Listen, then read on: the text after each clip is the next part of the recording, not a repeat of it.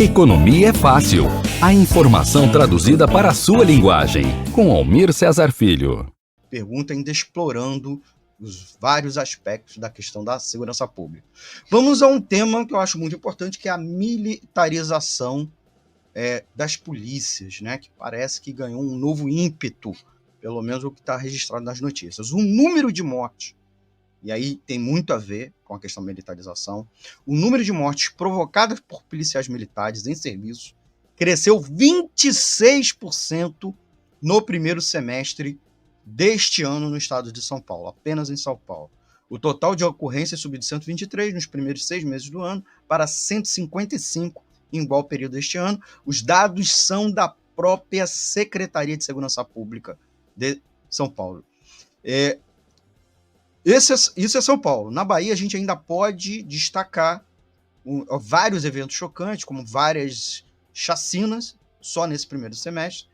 E nas últimas semanas tivemos o triste caso do assassinato da mãe Bernadette Pacífico, líder quilombola, evidenciando uma grande crise da segurança pública na Bahia, porque, por um lado, né, os dados mostram que a Bahia se tornou o estado dos mais violentos da violência de maneira geral. As 4 cidades mais violentas do Brasil estão nesse estado, um estado que é governado pelo PT há mais de 4 mandatos, está indo para o seu 5º, com a sua força policial se tornando a mais letal do país, também pelos dados estatísticos, mortes e tiros, né, praticados pelos PMs. O aumento alarmante de ações violentas dos policiais estaduais no país, particularmente os policiais militares, porque a gente também deve falar da polícia civil, etc. Lembrando que a PM é a responsável pelo policiamento extensivo, é evidente que essa tendência também tem moldando profundamente a questão da abordagem que a polícia faz, tanto abordagem de maneira geral, né? Os potenciais criminosos, a população de maneira geral, e a dinâmica da força de segurança com a comunidade, né, Ciro? E aí eu queria que você pudesse entrar na questão que aparentemente parece haver uma espécie de carta branca dada aos comandantes militares, né, os coronéis, tenentes-coronéis, majores, por parte dos governadores, para espalhar o terror. E, principal, não está havendo nenhuma espécie de controle das autoridades superiores civis junto a essas corporações militares. Como a militarização está impactando a maneira como a polícia se envolve com a população, né? Porque não tem controle civil nenhum, seja do secretário de Segurança Pública, o próprio governador, quanto do Ministério Público. Quais são os riscos inerentes a essa mudança de abordagem? Porque parece que os controles civis e a própria, cada vez mais se impõe uma lógica militarizada na própria PM e na civil, que parte inclusive, a se comportar igual. E as guardas municipais, inclusive, agora foram reconhecidas como parte do sistema de segurança pública, igualando ela quase com o status das polícias. Quais são os riscos inerentes dessa mudança de abordagem? Então, Ciro, por favor, explore em detalhes esse fenômeno da militarização, que ganhou ímpeto nesses anos, e o efeito na relação entre polícia e comunidade brasileira. Já falei muito, é contigo, meu amigo. Olha só, meu. Primeiro, um abraço para o Marco Aurélio, um abraço para a Margarete, o pessoal que está acompanhando. Essa questão da militarização, né, da polícia, tem a ver com o próprio histórico da Polícia Militar aqui no nosso país. A Polícia Militar foi criada quando da chegada da família real aqui no nosso país, em 1808, com o objetivo de garantir, né, a segurança e o patrimônio da família real. Ou seja, está no DNA, né, da Polícia Militar essa questão da garantia dos ricos, da segurança dos ricos e poderosos. Foi isso que aconteceu na sua criação, quando da chegada da família real, e isso que foi acontecendo ao longo do tempo. Ela passou por um processo de reestruturação durante o regime militar, né? E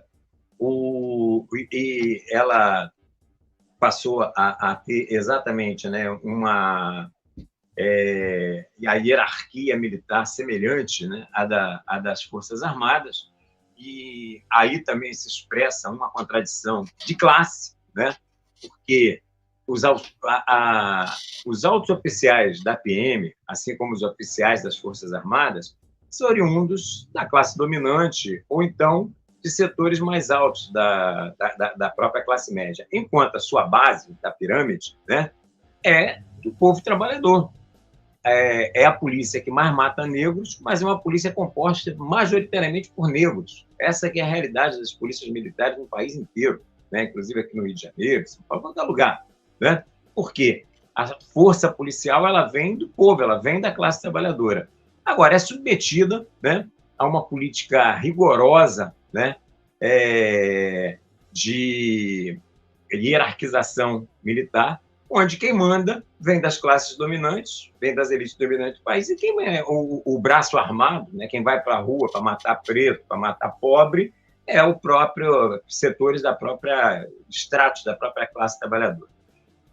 Essa situação chegou a relação, né, a partir da ditadura militar, isso se intensificou, né, essa questão da militarização das PMs, e essa é o mesmo código, você não pode quebrar a disciplina, por isso o problema quando aconteceram greves de bombeiros, greves de PMs, né, muita repressão, porque não se admite, né, que a hierarquia seja quebrada.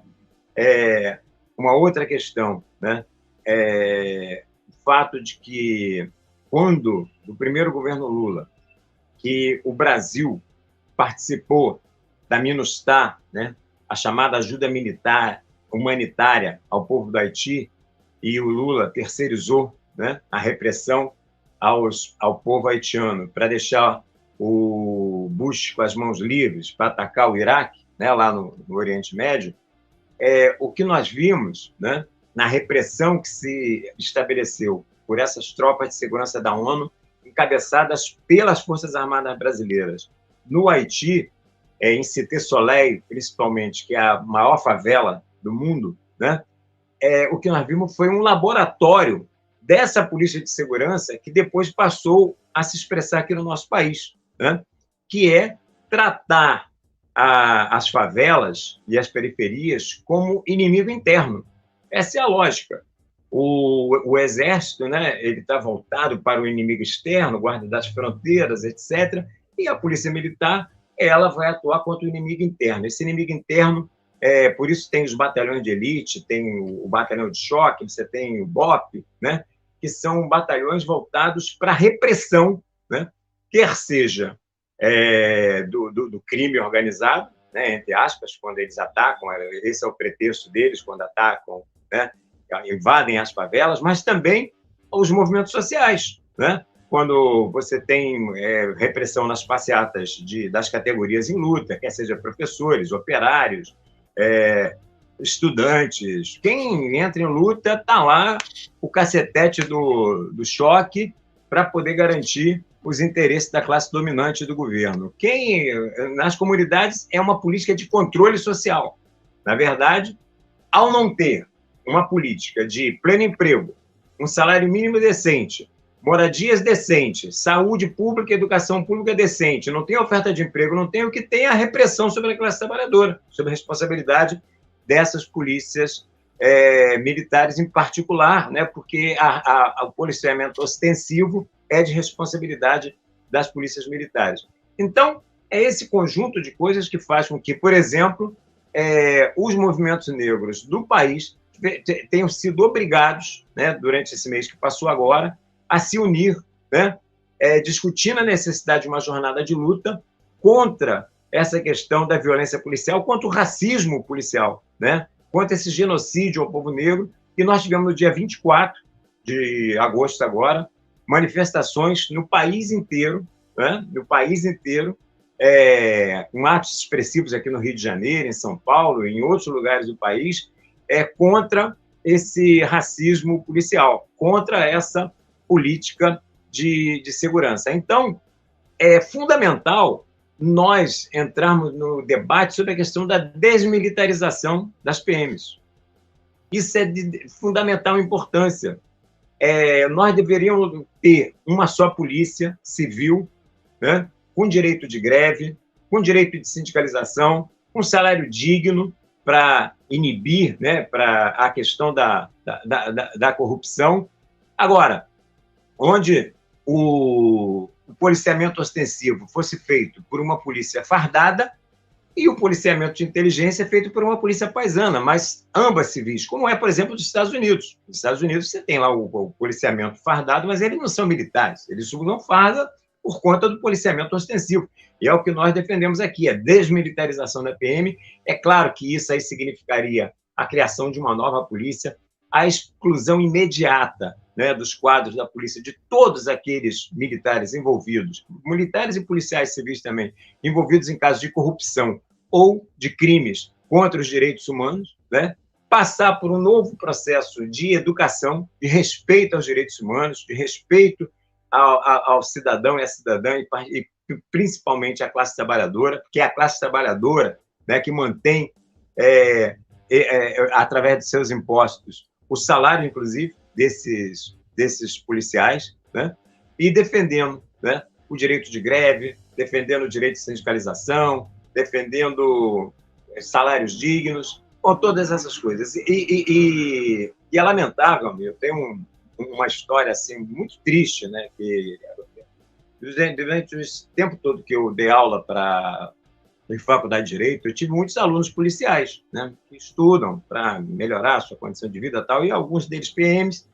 E uma vez eu estava discutindo essa questão do racismo e da violência policial, e um policial PM negro, meu aluno, chegou e falou, mas com a maior simplicidade do mundo, na sala de aula, uma sala de dezenas e dezenas de alunos, assim, do seguinte: pô, professor, mas se a gente não puder matar preto, a gente vai matar quem?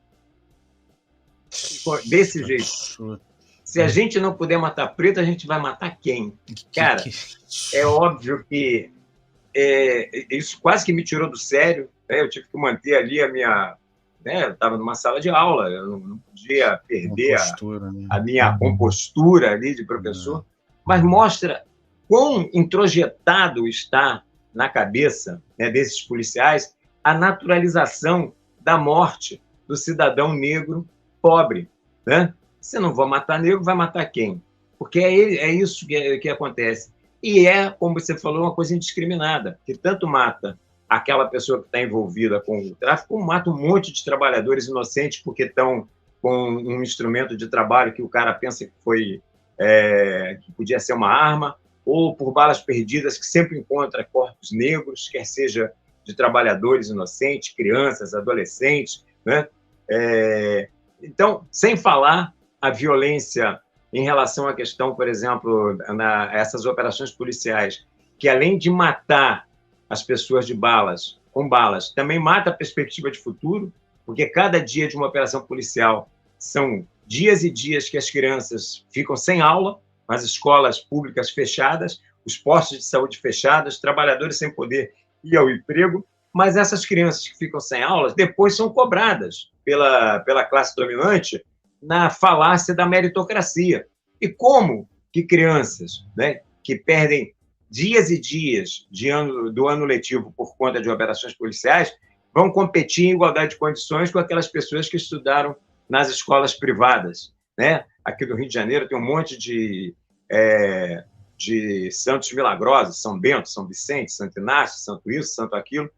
Como? E eles ainda falam em meritocracia. Então, é um conjunto de questões que a gente tem que combater, mas passa por essa questão da desmilitarização e esse conjunto de medidas que eu acabei de colocar aqui. Jornalismo, debate sobre temas que você normalmente não encontra na mídia convencional, participação popular, música de qualidade e muito mais. Web Rádio Censura Livre, a voz da classe trabalhadora.